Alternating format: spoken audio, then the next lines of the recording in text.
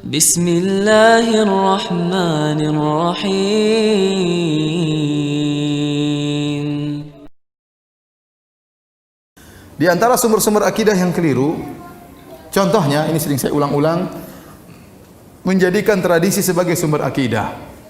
Menjadikan tradisi sebagai sumber akidah. Saya ingatkan, tradisi, ya, ada yang baik dan ada yang buruk. Kalau tradisi itu baik, maka hendaknya dipertahankan. Seperti Rasulullah SAW tatkala diutus ke kaum musyrikin Arab, mereka memiliki tradisi yang baik dan mereka memiliki tradisi yang buruk. Di antara tradisi mereka yang baik, meskipun mereka dalam kondisi jahiliyah, contohnya mereka jujur, contohnya mereka suka memuliakan tamu, contohnya mereka setia, ya. Contohnya mereka dermawan. Makanya Rasulullah SAW mengatakan, innama bu'ithu liutammima makarimal akhlak. Sungguhnya aku diutus untuk menyempurnakan akhlak yang mulia. Kenapa? Ada akhlak yang mulia di mereka, tinggal disempurnakan lagi oleh Nabi SAW. Adapun tradisi-tradisi yang buruk semuanya dilawan oleh Nabi SAW, difilter oleh syariat. Kalau tidak sesuai maka Nabi SAW, ya, menentang tradisi tersebut. Makanya Nabi diberi tuduhan dengan tuduhan as-sabi. As-sabi artinya orang yang keluar dari tradisi nenek moyangnya. Nabi diberi gelar, di antaranya al-kahin, dukun, di antaranya as-sahir, tukang sihir, di antaranya mashur, orang tersihir, di antaranya majnun, orang gila, di antaranya syair, penyair, ya, di antaranya kadzdzab, pendusta, di antaranya sabi, orang yang keluar dari tradisi nenek moyangnya. Dan ini gelar yang sering mereka ulang-ulangi dan mereka sering berikan kepada Nabi gelar ini. Kenapa? Karena orang takut untuk keluar dari tradisi. Sehingga kalau ada sahabat yang masuk Islam dari musyrik menjadi muslim, maka langsung dikatakan oleh mereka, qad sobauta atau sobata, kau telah keluar dari tradisi nenek moyangmu. Agar orang tidak berani keluar dari tradisi nenek moyang. Jadi ingat, Islam datang untuk memfilter tradisi, bukan tradisi memfilter Islam. Hati-hati. Sebagian orang mengatakan, lihat dulu, jangan dulu, kita lihat dulu bagaimana Islam yang datang dari Arab, kita cek dulu. Kalau sesuai dengan tradisi kita, kita terima, kalau enggak kita tolak. Ini bahaya. Justru Islam datang untuk memfilter apa? Tradisi. Bukan tradisi memfilter Islam. Salah. Sebagaimana Nabi SAW hidup di orang Arab, dan dia datang dengan Islam dan dia menolak adat Arab. Dia menolak adat Arab yang tidak sesuai dengan syariat Islam. Dan mengambil akidah dari tradisi ini merupakan lagu lama, ya. Sudah dilakukan oleh orang terdahulu. Contoh seperti umatnya Nabi Ibrahim alaihissalam. Waktu Nabi Ibrahim alaihissalam menegur umatnya yang sedang nongkrong beribadah kepada patung-patung, ma hadhihi tamathilul lati antum laha aqifun. Patung-patung apakah ini yang kalian sedang nongkrong di sini kemudian beribadah kepada patung-patung tersebut? Apa dalil mereka? Wajadna aba'ana laha abidin. Kami mendapati nenek moyang kami menyembah berhala-berhala ini. Ya sudah, kami tinggal ikut. Kami tinggal ikut. Apa kata Nabi Ibrahim alaihissalam? Laqad kuntum antum wa aba'ukum fi dhalalim mubin. Kata Ibrahim alaihissalam, kalian sesat, nenek moyang kalian juga sesat. Bapak kalian juga sesat, kakek kalian juga apa? Sesat. Buyut kalian juga apa? Sesat. Ini tradisi sesat, kata Nabi Ibrahim alaihissalam. Makanya mereka pun jengkel, ya. Kemudian mereka membakar Nabi Ibrahim alaihissalam. Demikian juga tatkala Nabi SAW mendakwakan Islam, orang-orang musyrikin Arab berpegang teguh dengan tradisi.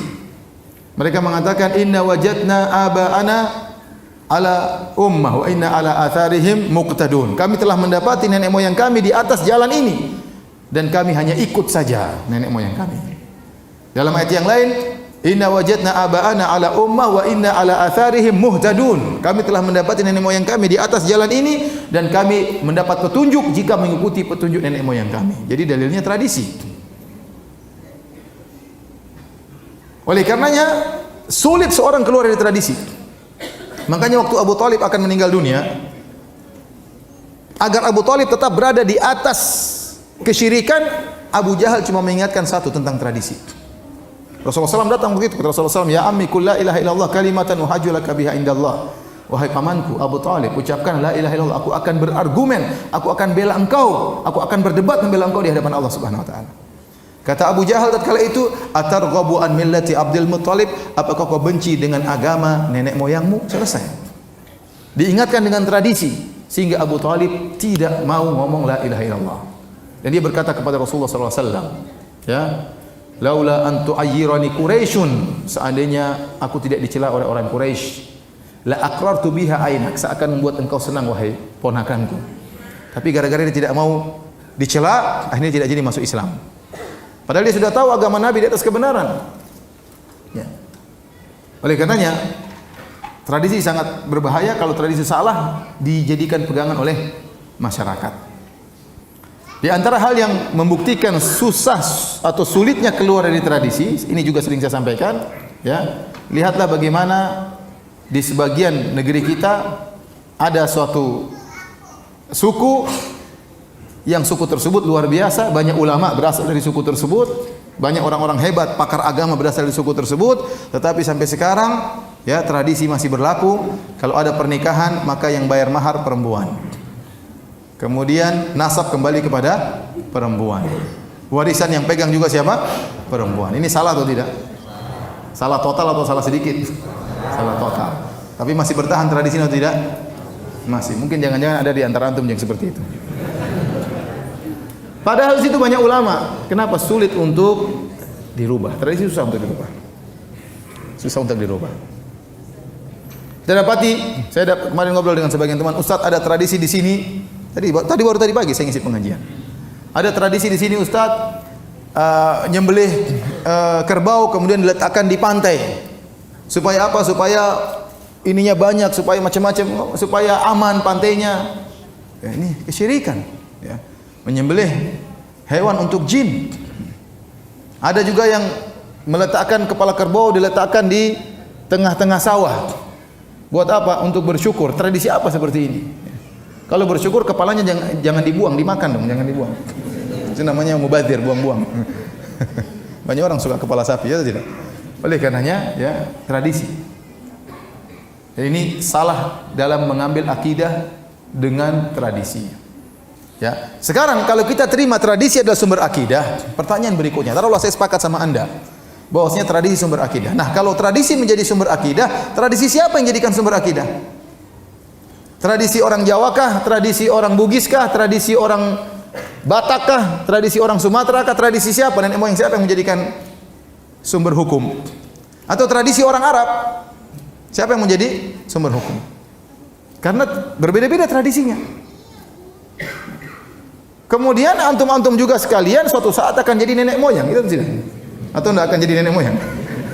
Antum suatu saat akan jadi nenek moyang, jadi bapak moyang sama nenek moyang, kakek moyang sama nenek moyang, ya. Ya.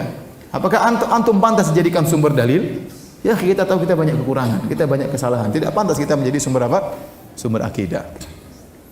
Jadi ini salah satu kesalahan menjadikan tradisi sebagai sumber akidah. Taib. Alhamdulillahi Rabbil Alamin.